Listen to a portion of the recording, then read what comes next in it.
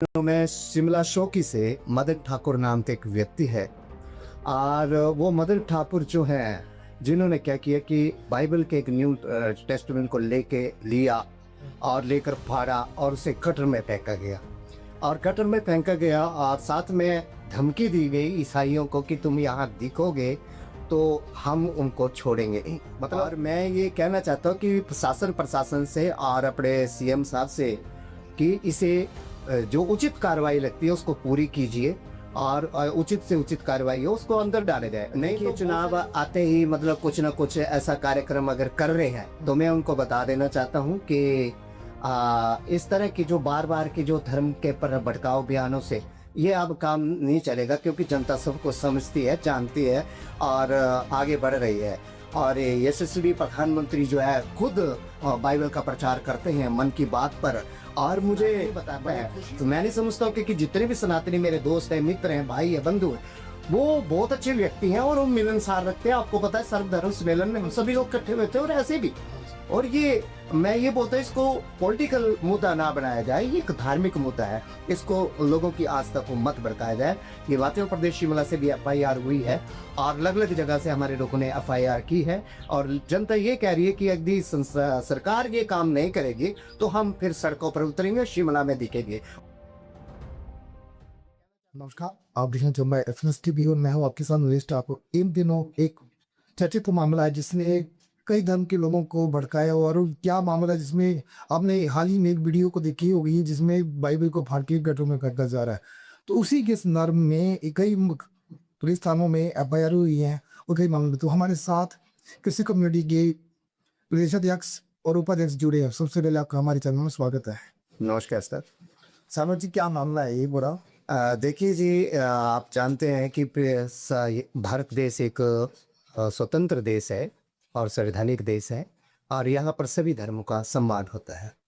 और पिछले दिनों में शिमला शौकी से मदन ठाकुर नाम के एक व्यक्ति है और वो मदन ठाकुर जो हैं, जिन्होंने क्या किया कि बाइबल के एक न्यू टेस्टामेंट को लेके लिया और लेकर फाड़ा और उसे कटर में फेंका गया।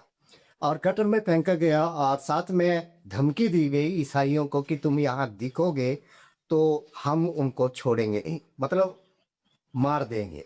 तो इस प्रकार की जो मतलब जो धार्मिक भावनाओं को भड़काने का जो उसने प्रयास किया है।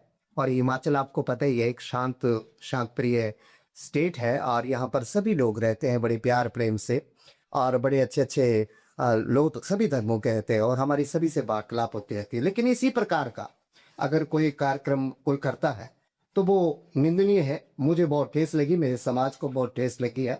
अलग अलग जगह से एफआईआर की है। 16 तारीख को हमने ये धर्मशाला में ये एफआईआर करवाई है और अभी देखेंगे आगामी क्या कार्रवाई चल रही है, क्योंकि पिछले दिनों में पीएसपी भी थे शासन प्रशासन, तो अभी देखते हैं उसके बारे में। हमारे साथ देवभूमि मंडी से दीवान जी जुड़े। दीवान जी, आपके जो एक देवभूमि है मंडी, एक लोक संस्कृति देवों की जानी जाती है, तो इस तरह के वहाँ के लोगों के में क्या रोषात्मा इनके बारे में देते हैं? हमारे घंटी में ऐसा है कि सभी धर्मों को माना जाता है। किसी को अब क्रिसमस आता है तो क्रिसमस में सभी लोग आते हैं, स्कूलों में मनाया जाता है। और ये नई बात है कि हिमाचल में एक ऐसा ऐसा कोई भी व्यक्ति निकल करके कि अब धमकी दे और बाइबल को फाड़े। देखिए, सबको धर्म पर सम्मान करना चाहिए, आदर करना चाहिए, क्योंकि हम सब एक ही है। और मानने के रास्ते अलग अलग हो सकते हैं, पर तो ये नहीं है कि हम संसार में रहते हैं, मनुष्य है, मनुष्य होने के नाते हम एक ही है, हमारा खून तो एक ही है। और ऐसी हरकतें करना जो एक निंदनीय बात है ना, ये तो अच्छी बात नहीं है। किसी को, किसी समाज को धमकी देना या किसी उनके ग्रंथों को फाड़ देना, गटर में फेंक देना, ये कोई अच्छी बात तो है नहीं। अब मैं समझ जी, आप प्रदेश की जैसे सरकार में भी कई कमेटियों में आए में साया 15 संसद में, तो आप क्या क्या आपने जो डिमांड दी है तो उसका आप मतलब यहाँ पे सुनवाई नहीं होता है तो क्या कदम है? देखिए, मैं आपको पता ही है मैं अल्पसंख्यक का प्रधानमंत्री 1503 कमेटी का मेंबर भी हूँ और अपने यहाँ हिमाचल के कांग्रेस के मैं इसमें अल्पसंख्यक का माइनॉरिटीज में।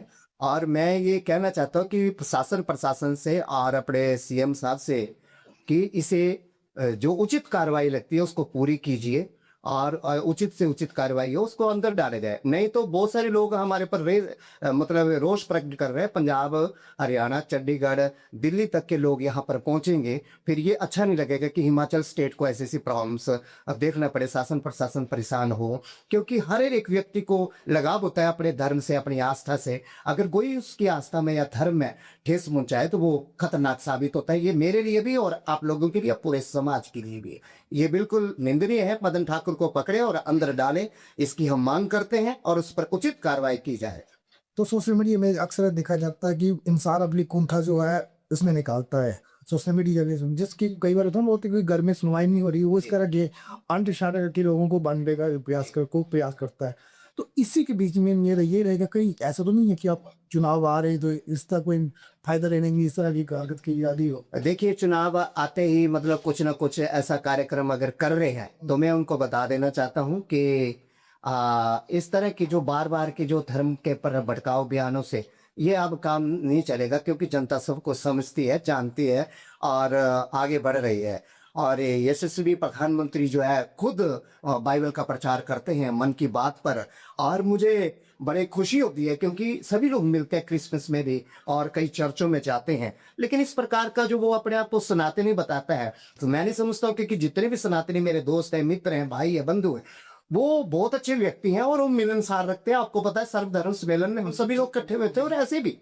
और ये मैं ये बोलता हूँ इसको पॉलिटिकल मुद्दा ना बनाया जाए, ये एक धार्मिक मुद्दा है। इसको लोगों की आस्था को मत भड़काया जाए। ये हिमाचल प्रदेश शिमला से भी FIR हुई है और अलग अलग जगह से हमारे लोगों ने FIR की है। और जनता ये कह रही है कि यदि सरकार ये काम नहीं करेगी तो हम फिर सड़कों पर उतरेंगे, शिमला में दिखेंगे। और मैं आपके चैनल के माध्यम से ये भी कहना चाहता हूँ अपनी क्रिश्चियन कम्युनिटी को कि यदि इसमें कार्रवाई नहीं हुई, वैसे मुझे पूरा विश्वास है अपने शासन प्रशासन पर, वो पूरी कार्रवाई करेंगे। यदि नहीं हुई तो आने वाले दिनों में शिमला में हमें देखेंगे और पूरा रिज मैदान भरा हुआ होगा। और फिर एक ही स्टेट नहीं, पूरा नॉर्थ के लोग वहां पर होंगे और फिर शासन प्रशासन को संभालना मुश्किल हो जाएगा।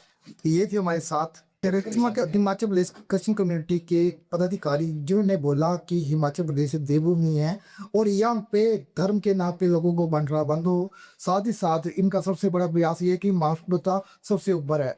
जैसे कि एक तरह से हम लोग देखते हैं कि भारत को बंटवाने की, जैसे हिमाचल, पंजाब, हरियाणा, दिल्ली सबको आप समझाने की कोशिश की जा रही है। तो हम सबको एक करके लोगों के विकास के लिए, लोगों के उत्थान के लिए उसके लिए कार्य करेंगे। हमारे साथ जुड़ने के लिए धन्यवाद। Thank you.